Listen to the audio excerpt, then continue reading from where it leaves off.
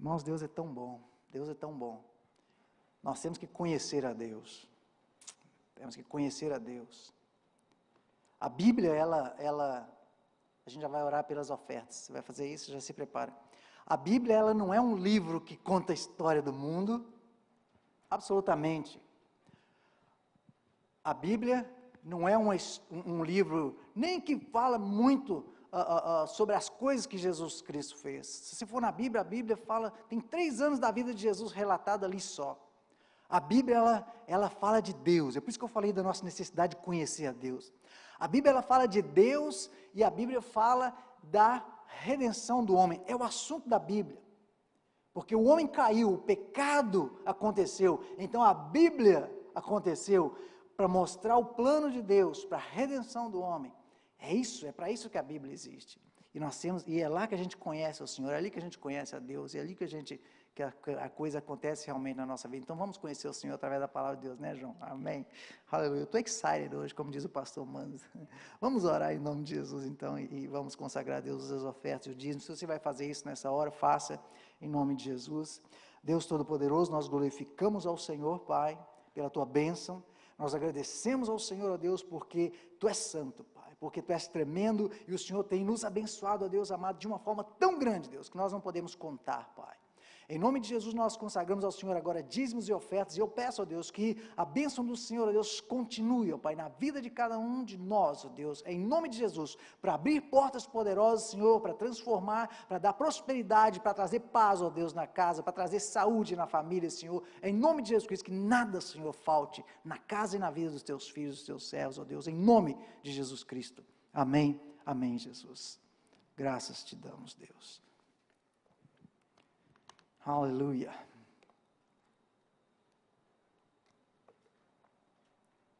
Bom, vamos falar um pouquinho hoje então, mais um pouquinho da palavra de Deus. Bom, como a gente tem falado muito de santificação, o que é uma coisa boa, é muito bom, você sabe que uma das coisas mais responsáveis pela situação que a igreja no mundo está nela hoje, falta de santificação. Falta de santificação. Uma outra coisa é falta de doutrina. A Bíblia, eu estava falando da Bíblia agora há pouco, a Bíblia ela é cheia de doutrina, E o povo de Deus, de uma maneira geral, se esqueceu das doutrinas. As pessoas falam muito hoje, por todo lugar, e falam muito bonito, mas não se fala de doutrina, das principais doutrinas da palavra de Deus. E eu quero falar hoje um pouquinho da doutrina da ressurreição. Eu quero falar da doutrina da ressurreição, porque a gente está falando de santificação, que é uma doutrina, a doutrina da santificação. E em 1 Coríntios 15, 33, coloca por favor, 1 Coríntios 15, 33, diz assim: não vos enganeis, as más conversações corrompem os bons costumes. É um versículo que todo mundo conhece, né? Não vos enganeis, as más conversações corrompem os bons costumes. Bom, esse capítulo 15 de 1 Coríntios é um capítulo que as pessoas dizem que é o grande capítulo da ressurreição na Bíblia. E realmente é. Mas quando Paulo começou a falar de ressurreição para os coríntios nesse capítulo aqui, ele não levantou de manhã e falou assim: hoje eu vou escrever aqui um capítulo todinho sobre a ressurreição, porque eu quero falar de ressurreição lá para o pessoal de Corinto. Isso não aconteceu, a coisa não foi muito assim. E eu falei, bom, vamos falar um pouco de ressurreição hoje, porque nós vimos uma porção de doutrinas. Até agora, se você percebeu, o que eu tenho falado é doutrina, eu falo de doutrina toda semana.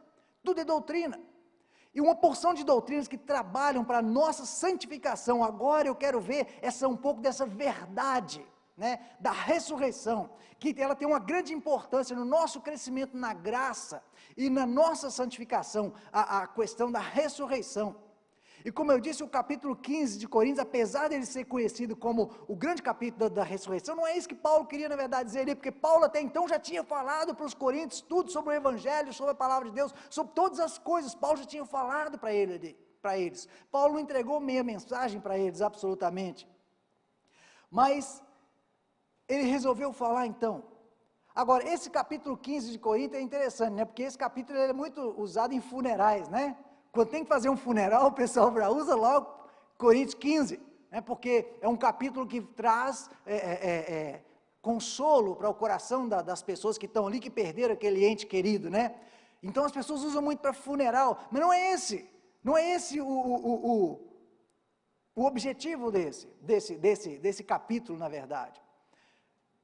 O primeiro capítulo, toda essa carta de Corinto, ela é uma carta pastoral. E muitos dos assuntos que são tratados nessa carta aqui de 1 de Coríntios, eles foram levantados pela própria igreja, pelo próprio povo da igreja, que tinham dúvidas e traziam isso em forma de perguntas para Paulo. E Paulo então recebeu, se Paulo um dia sentou para escrever uma carta pastoral, é essa carta de 1 Coríntios. Porque Paulo estava preocupado muito ali com o comportamento dos irmãos em Corinto, né? E com outras palavras, Paulo estava preocupado com a santificação deles, porque tudo que nós fazemos, tudo que acontece vem para o caso da santificação. Paulo estava muito preocupado com a santificação dos irmãos ali da igreja de Corinto. Por quê?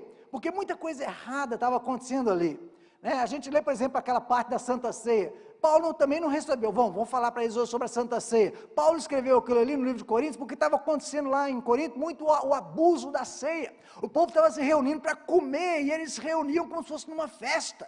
Eles enchiam a pança, comiam como se não tivesse amanhã, no dia da Santa Ceia. Então Paulo teve que escrever aquilo ali para mostrar para eles, olha, isso aqui é uma doutrina muito séria, isso aqui é a Santa Ceia, isso aqui é a participação do corpo e do sangue de Cristo. Ele começou a lembrar tudo aquilo ali, porque o povo tem a tendência de transformar tudo em festa. Eles transformaram então a ceia do Senhor em festa, e Paulo escreveu aquilo ali para corrigir, para poder ensinar, para poder colocar na mente deles e no coração deles a visão certa do que era aquilo ali, a Santa Ceia do Senhor. E outros problemas que aconteciam ali, né? Coisas, por exemplo, como a questão do irmão mais fraco, né? Como tolerar o irmão mais fraco, como é que a gente vai lidar com o irmão mais fraco?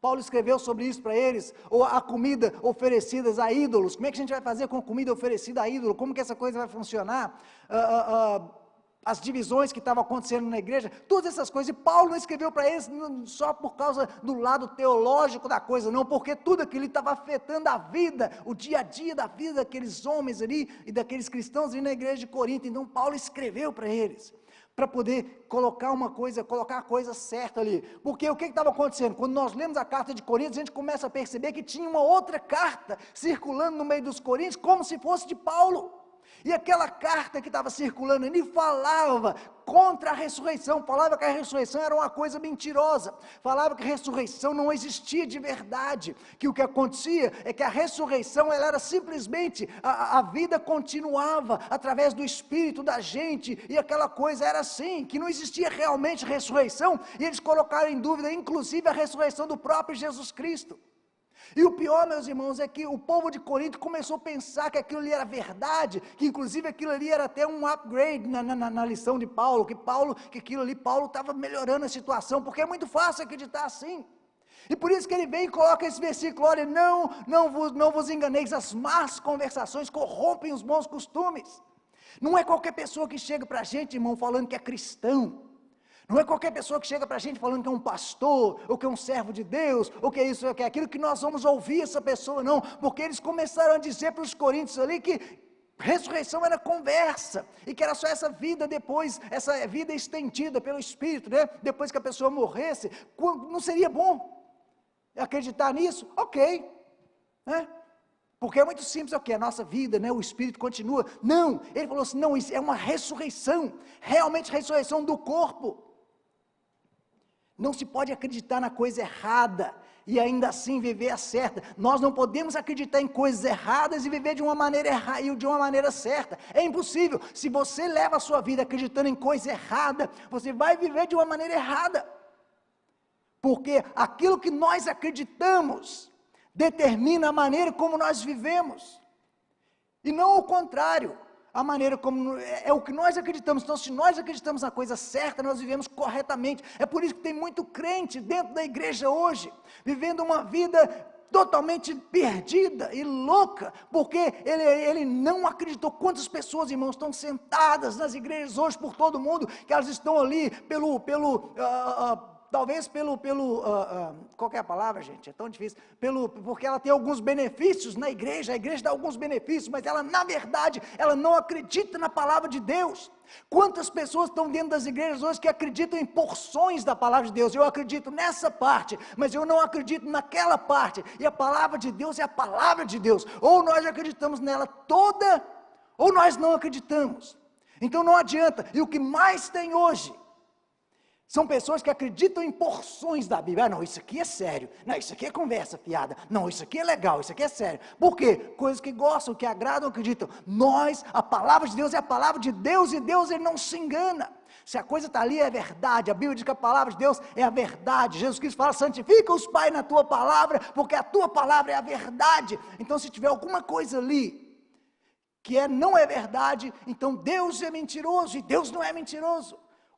Todo homem se faça mentiroso, Deus não, Deus é verdadeiro. Então a palavra de Deus, ela tem que ser total na nossa vida, e esse é um problema grande, porque nós temos uma parcela muito grande de crente que acredita em algumas porções, mas não acredita em outras, e eles estavam meio que já felizes em acreditar que ressurreição não era uma coisa realmente muito verdade, né? Que era só essa continuação do Espírito.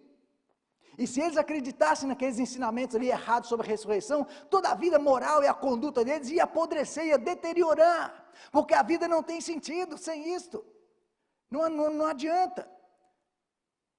Existe um ditado muito perigoso hoje em dia, no meio do povo, no meio da igreja, que diz que se você acreditar em Cristo, diz que desde que eu acredite em Jesus Cristo, não importa mais em que você acredite. Desde que Jesus Cristo seja verdade, desde que Jesus Cristo está na sua mente, desde que você acredite em Jesus Cristo, não importa mais as outras coisas que você acredita. O importante é acreditar em Jesus Cristo. Isso é mentira. Porque crente, até o diabo né? Porque a Bíblia diz que ele crê e estremece. Então crê só, não adianta. Tem um monte de pessoas que creem, um monte. Mas crer apenas não adianta, tudo vem para a santificação. Santifica-os, ó Deus, na tua verdade, a tua palavra é a verdade. Se nós não conhecemos a Bíblia, a palavra de Deus, e acreditarmos nela, e termos ter essa palavra no nosso coração, e viver baseado nela, a nossa vida então está correndo um sério risco de ir para lugar nenhum. Dessa forma, muitas pessoas estão sendo enganadas, porque elas estão dando ouvido a pessoas que se dizem cristãos, mas não acreditam em muitas coisas na Bíblia, separam textos para acreditar, como eu disse aqui. E quando não se acredita na doutrina da ressurreição, então a gente simplesmente deixa de ser cristão, porque se você não acredita na doutrina da ressurreição, você deixa de ser cristão. E os coríntios, eles estavam nessa situação.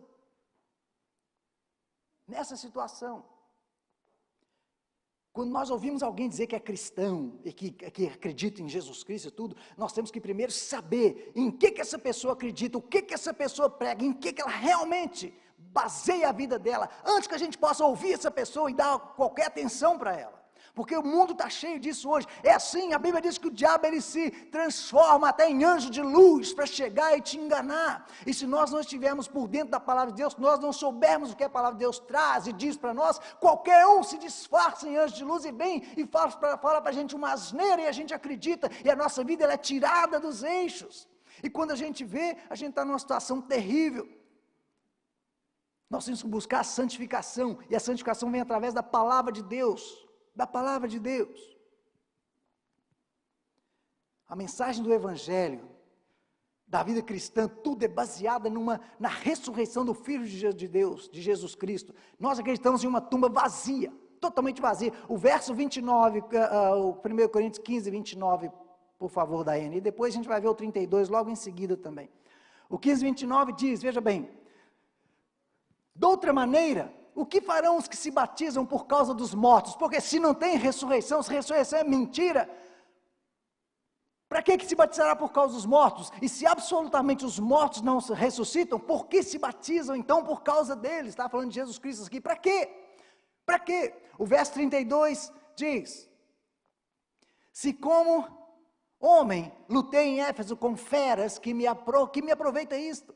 Se os mortos não ressuscitam, comamos e bebamos então, porque amanhã morreremos. Se eu não acredito que um dia esse meu corpo aqui vai descer para a cova, mas ele vai ser ressuscitado em glória, e como a palavra de Deus diz, nós seremos como Jesus Cristo, nós estaremos, olha irmãos, nossa vida, a vida depois da morte, não vai ser aquela coisa igual muitos falam, aquela coisa fantasmagórica, é só uma continuação do Espírito, não, é uma vida com um corpo de verdade, a Bíblia promete isso, Jesus Cristo foi visto aqui por muita gente, ele apareceu para os discípulos e para um monte de pessoas, nós vamos ter aquilo ali, nós vamos ter uma vida real, tão real, ou mais real do que esta aqui, então nós não podemos nos apegar a essa vida aqui, as coisas que o mundo nos oferece nessa vida aqui, porque essa vida aqui ela é muito curta, ela passa muito rápido, todos os dias nós vemos notícias de alguém que morreu, Jesus Cristo voltou para aquela pessoa, algumas pessoas dizem, a Bíblia fala mais de 2000 anos que Jesus vai voltar, isso é conversa fiada, olha, cada pessoa que morre, Jesus Cristo voltou para aquela pessoa, e agora?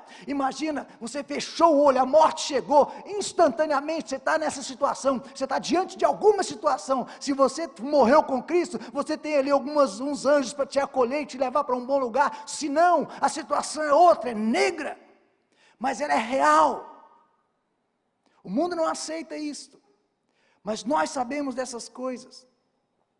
A igreja de Deus na terra hoje, ela está, como eu disse, por falta de crença nas doutrinas, falta de crença nas doutrinas principais da Bíblia. Por exemplo, isso começou inclusive lá no século passado e se estende até hoje, essa perda de doutrina, a igreja vai perdendo a doutrina, as igrejas não ensinam mais doutrina, por exemplo, coisas básicas, a doutrina da salvação, a doutrina do pecado, a doutrina da graça, a doutrina do batismo, a doutrina da santificação, são essas coisas, isso são doutrinas, nós temos que saber isso, nós temos que conhecer essas coisas, nos detalhes, nós temos que nos preocupar com os detalhes das doutrinas, a doutrina da fé cristã, por exemplo, que é a doutrina das Escrituras, saber que as Escrituras é uma doutrina, a doutrina das Escrituras, a doutrina do Deus triuno, o Pai, Filho e Espírito Santo em um só, isso é uma doutrina que muitas pessoas não conseguem entender, mas nós conseguimos, porque o Espírito Santo nos dá isso, a doutrina da oração é uma doutrina, a doutrina da igreja,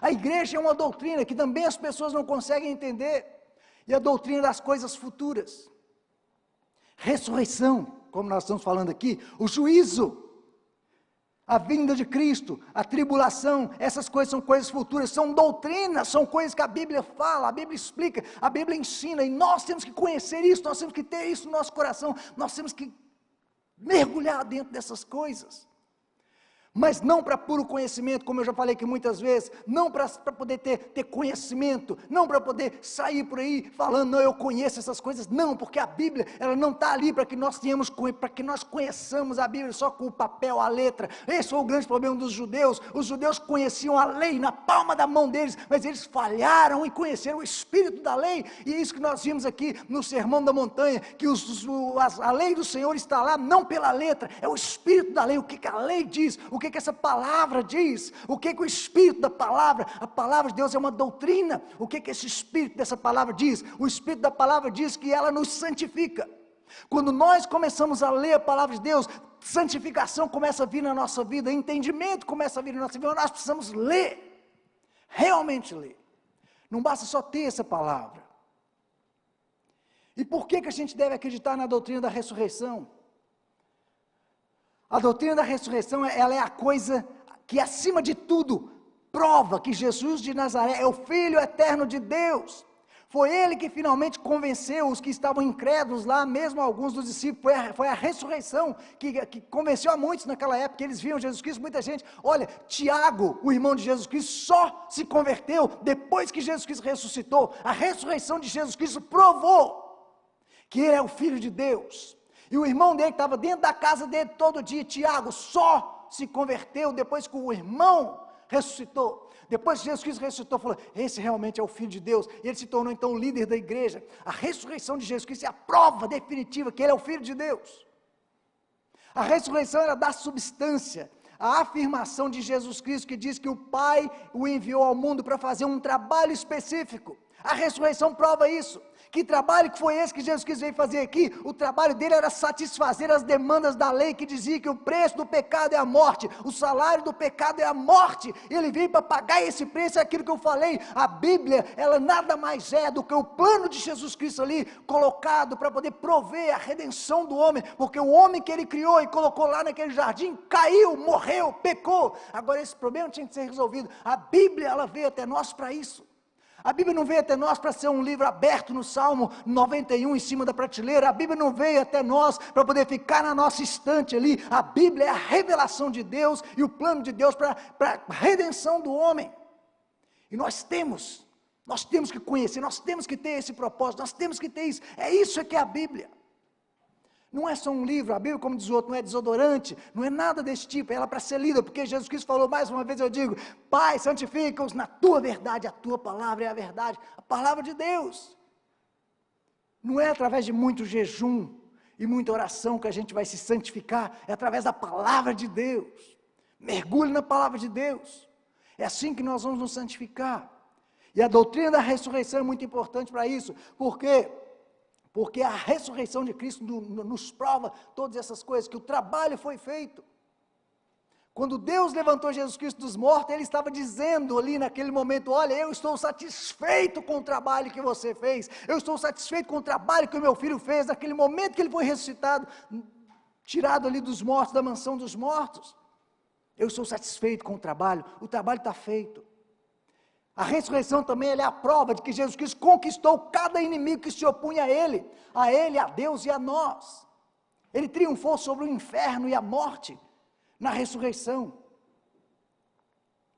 É muito importante a doutrina da ressurreição. Se Jesus Cristo não ressuscitou dos mortos, a minha fé é em vão, é o que diz em 1 Coríntios, nesse mesmo capítulo, no versículo 17, a gente não precisa ler, mas lá, se Jesus Cristo não ressuscitou, a nossa fé é em vão. Se Jesus Cristo não ressuscitou, você e eu ainda estamos no nosso pecado, porque sem a ressurreição, a gente não tem absolutamente nada. A Bíblia não vale absolutamente nada, se a ressurreição de Jesus Cristo não for verdade.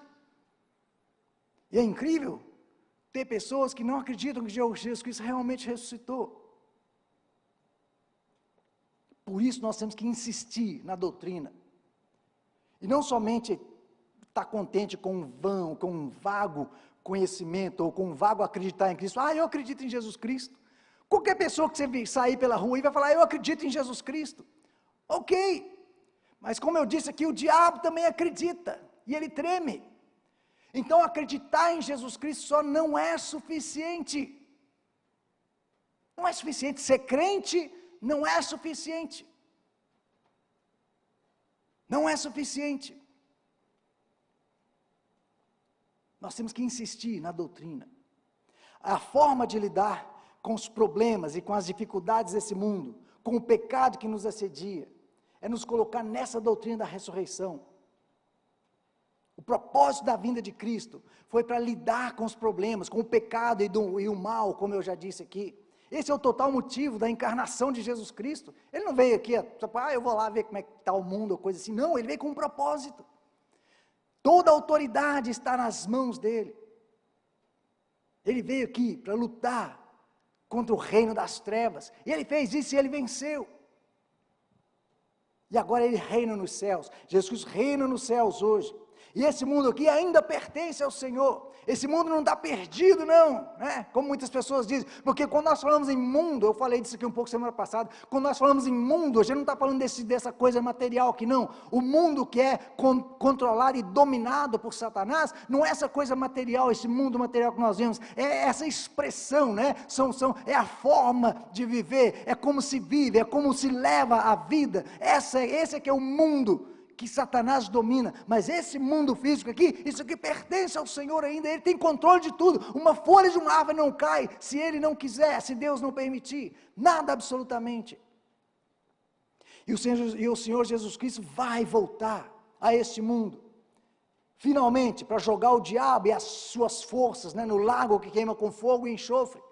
E tudo será destruído completamente. Esse mundo aqui vai ser destruído totalmente. Tudo isso vai passar, todas as coisas vão passar. Por isso a gente não pode, é besteira se ficar se apegando em coisas que nós temos. Pega as coisas que Deus te deu aqui nesse mundo e usa. Usa com saúde, usa bem o seu carro novo, usa bem a sua casa, usa bem a sua fazenda, usa bem tudo que Deus te deu aqui nesse mundo. Usa com saúde, mas tudo isso vai queimar, tudo isso vai ficar por aqui. Então não deixe que os seus bens, não deixe que aquilo que você é, venha entre você e Deus. Não deixe que aquilo que você tem, ou que aquilo que você pensa que é, venha entre você e o seu irmão, porque uma das coisas mais importantes também na Bíblia é o amor que nós temos uns por outros. E olha, nada compra, nada substitui esse amor que a gente tem, essa coisa que a gente tem, sabe? Quando a gente se reúne ali para tomar um café, quando a gente se reúne lá na casa do Marcos para poder comer um churrasco, quando a gente se reúne lá em casa para fazer nada, irmãos, nada substitui esse é o amor. E Paulo, ele diz, eu reconheço, lá em Efésios, Paulo fala que eu reconheço que vocês são cristãos pelo amor que vocês têm uns pelos outros. É isso, meu irmão. Esse amor que nós temos por uns pelos outros, esse amor vai permanecer, esse corpo vai ser transformado, e o nosso amor vai continuar maior ainda, sem a barreira do pecado, sem a barreira da podridão e das coisas desse mundo. Essas coisas não passam, mas todo o resto vai passar. E em um sentido espiritual, nós já ressuscitamos com Cristo, a gente já falou isso também aqui várias vezes, né? Espiritualmente, o pastor leu hoje de manhã, um texto aqui, né, na mensagem de manhã, quando ele falou assim que, no texto fala assim que vocês já vieram, o texto fala, you have come to Zion. Quer dizer, o texto está no passado, vocês já vieram para Zion, para Sião, vocês já estão em Sião, ou seja, num sentido espiritual, olha só, nós já morremos com Cristo, nós já ressuscitamos com Cristo, nós somos crucificados com Cristo, nós fomos para a cova junto com Cristo, nós ressuscitamos com Ele, e nós já estamos sentados à direita de Deus Pai com Cristo. De uma forma espiritual, nós já estamos, Anderson. Nós não vamos, nós já estamos, nós só temos que entender isso, é aquela coisa, sabe o time que perdeu o jogo, ele tem que cumprir tabela, ele tem que ir lá no outro jogo, só para cumprir tabela ali, se ele perder, perdeu, não tem nada mais, nós estamos desse jeito aqui, nós estamos aqui só cumprindo tabela, porque a nossa situação já está mais do que definida, nós já estamos com Jesus Cristo, sentado à direita do Pai, em lugares celestiais, nós já estamos, a gente só está cumprindo tabela aqui nessa vida, então não importa o que acontece com esse corpo nosso aqui, se eu morrer amanhã, aleluia, qualquer coisa que acontecer, hoje eu tenho abastança, louvado seja Deus, glória a Deus, eu tenho bênção material, hoje eu tenho graças a Deus, se amanhã eu não tiver, aleluia, graças a Deus da mesma forma, não importa, porque Davi disse assim, né, que eu sou velho, eu já fui novo e agora sou velho, nunca vi um justo desamparado, nem a sua descendência mendigar o pão. Deus tem compromisso com aqueles que têm compromisso com Ele, buscar em primeiro lugar santificação, sem a qual ninguém verá o Senhor. Quando nós nos santificamos, amor, irmãos, Deus, Ele tem um compromisso, nós estamos tão colados com Deus, que coisas ruins não podem acontecer conosco, não podem, a gente está muito colado com Ele, muito perto dEle, e Ele está na glória, Ele está à direita do Pai, e nós estamos com Ele, em um sentido espiritual, então nós já ressuscitamos com Cristo, eu estou com Cristo, e Ele está em mim, nós estamos mortos para o pecado, nós somos agora vivos para Deus, não tem nada mais a ver com a morte, nenhum de nós tem nada mais a ver com a morte, esse corpo aqui vai morrer? Vai, mas nós não temos nada, você que está em Cristo, você não tem nada mais a ver com a morte, nós não tememos a morte, a gente não tem por que temer a morte, a gente não tem nada a ver com a morte, nós temos a ver com a vida, aleluia. 1 Coríntios 15, 22, 23, estamos quase terminando, 1 Coríntios 15, 22, 23 diz assim, 22, porque assim como em Adão todos morreram, assim também todos serão vivificados em Cristo, sim? Todos serão vivificados em Cristo, 23, cada um porém por sua própria ordem, Cristo as primícias, depois os que são de Cristo na sua vinda, você vê? Tem uma ordem, Cristo primeiro ressuscitou e foi para o Pai, depois todos os que estão em Cristo, o nosso momento vai chegar, E o apóstolo ele explica muito bem isso aqui nesse capítulo, no versículo 51, ele diz assim: seremos todos transformados. O que? Não vai ter mais nada, nós vamos ter um corpo, mas não mais esse corpo de carne e sangue, essa coisa aqui que se perde com facilidade. Como foi com Cristo, será conosco. Todos apareceremos diante do trono de Deus. Sabia disso? Todos nós. Às vezes a gente pensa assim que só as pessoas condenadas, que nunca quiseram nada com Cristo, que se apegaram a pecado, só elas vão aparecer diante de Deus. Não, todos nós. A Bíblia diz que todos apareceremos diante do trono de Deus. Todos nós apareceremos diante do trono de Deus. Por isso a importância da doutrina da ressurreição. E lembre-se, más companhias corrompem os bons costumes. Se você deixar pessoas que não têm nada a ver com Deus, continuar colocando informação errada na sua cabeça, se você não se preocupar em realmente ver se aquilo ali é real ou não, a coisa fica muito séria para o seu lado. Más companhias corrompem os bons costumes. O homem que sabe que tem que aparecer diante do trono de Deus, ele é um homem que presta atenção em como ele está vivendo. Como eu disse, todos nós temos que aparecer um dia diante do trono de Deus. Então, se eu sei que eu tenho que aparecer diante do trono de Deus, eu me preocupo com a forma como eu estou vivendo, Anderson. Eu me preocupo. Como é que eu estou vivendo? O meu amigo não está vendo nada, o pastor não está vendo nada, a família não está vendo nada, mas Deus está vendo, e eu me preocupo como que eu estou vivendo. Eu me preocupo. Nós temos que me preocupar. Como? Por quê? Porque um dia eu vou aparecer diante do trono de Deus. Eu sou salvo em Jesus Cristo. Mas mesmo salvo, eu vou chegar lá um dia e eu vou ver aquela coisa ali. Aquela situação. E de uma forma ou de outra, isso vai pesar. Porque a gente não se preocupa só com a salvação. A salvação é o de menos. Sabia? A salvação já foi uma coisa feita. Jesus Cristo morreu na cruz para nos salvar. Só que agora nós temos outras coisas que vêm depois da salvação. Galardão, né? Tem muitas outras coisas que vêm, e disso depende a nossa santificação. Disso depende a nossa santificação. É igual uma empresa, imagina uma grande empresa vai abrir, e você quer um lugar naquela empresa. Se você se preocupar só com a sua admissão dentro dos muros da empresa, o que você vai fazer dentro daquela empresa? Qual vai ser a sua posição? Qual vai ser a sua colocação? Quão perto você vai estar do diretor-geral daquela empresa? Quão perto? Qual será o seu cargo? Qual será a sua função? O céu é uma coisa organizada. A glória de Deus é uma coisa organizada.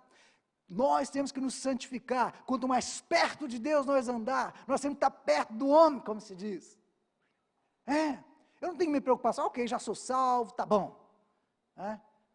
Quando chegar lá, se a gente quiser ter uma audiência com o homem, vai demorar sei lá quanto tempo até a gente conseguir chegar lá, porque a gente está tão longe. Isso é só, eu estou brincando, é claro, né? Mas faz sentido, faz muito sentido. Faz muito sentido. 1 João 3,2, por favor. 1 João 3,2 diz assim: amados, agora somos filhos de Deus. Vê?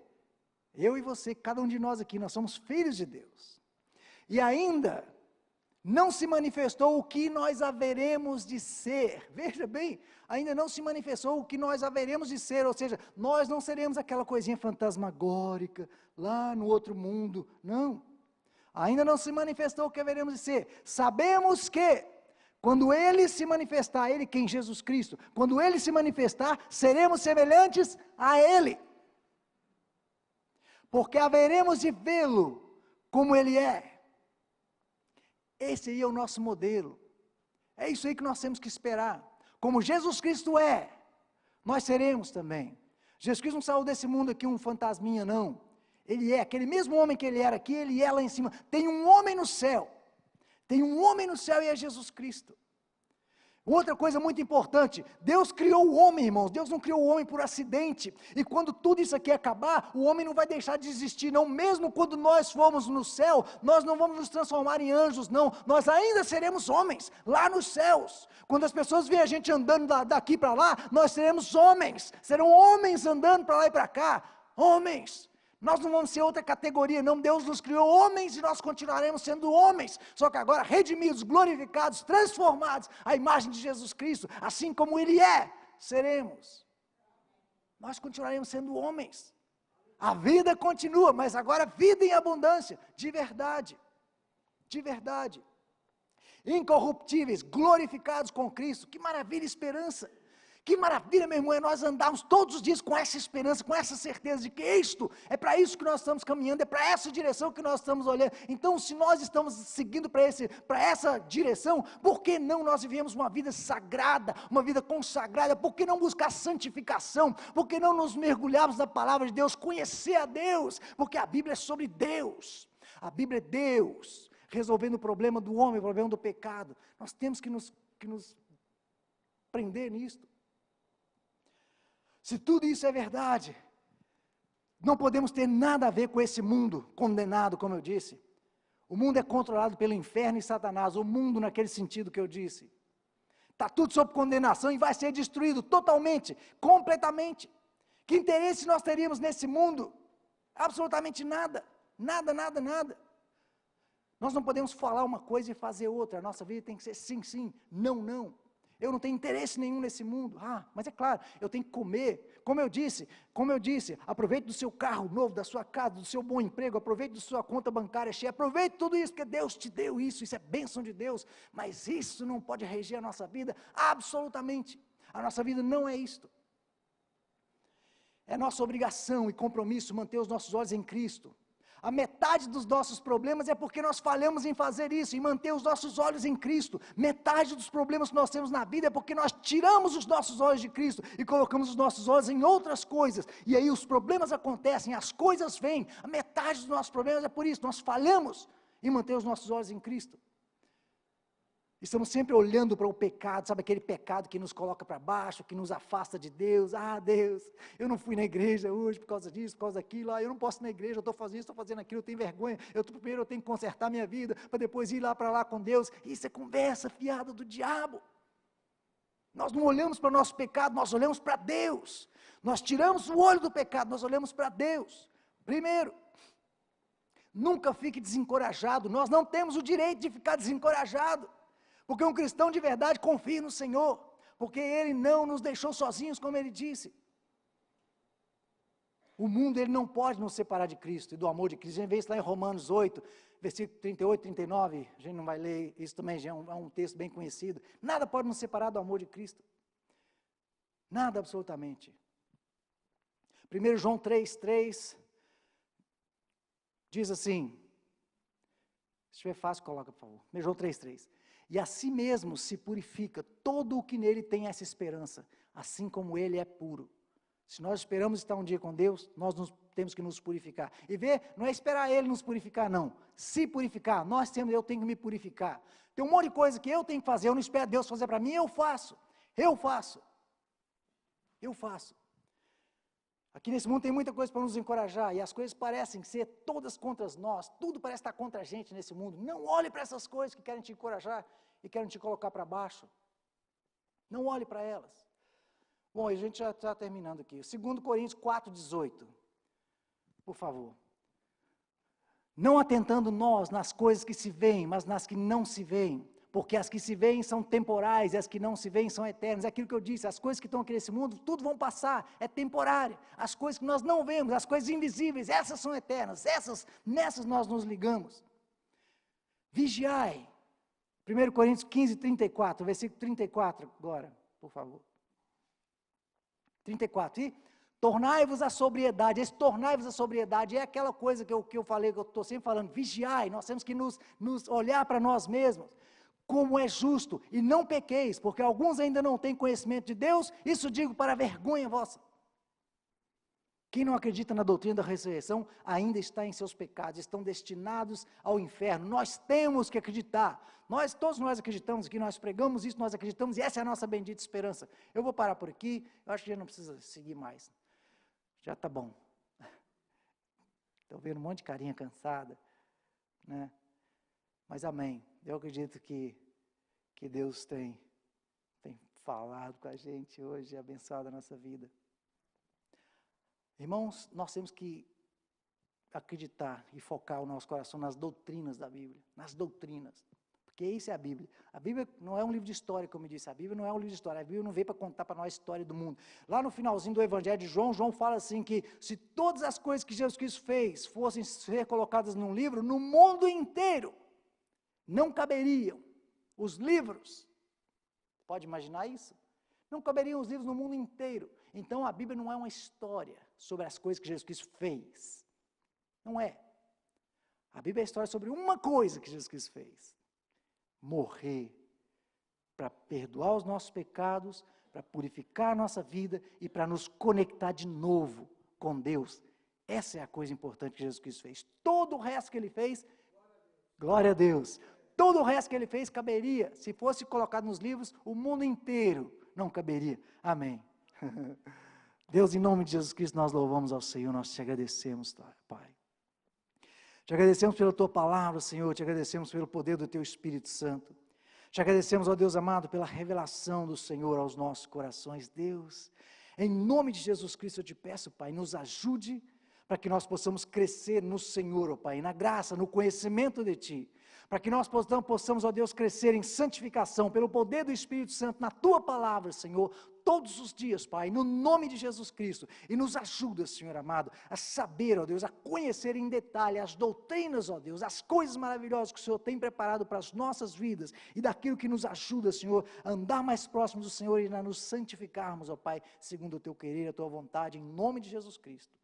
Deus, que o Senhor dê uma semana abençoada, meu Pai, a cada um dos seus filhos, ó Deus, que nós possamos ir para os nossos lares, que nós possamos ter uma noite de descanso, Pai, para o nosso corpo físico e para a nossa mente, e que essa semana, Senhor, seja mais uma semana de vitória na vida de cada um de nós, ó Pai, em o nome de Jesus Cristo, nós te agradecemos, amém e amém, Senhor. Se alguém quiser alguma oração, pode vir aqui à frente, a gente ora, em nome de Jesus, e a gente vai então tomar um cafezinho ali, e glorificar a Deus. Amém. Que durante toda essa semana Jesus seja glorificado na sua vida, em nome de Jesus. Amém.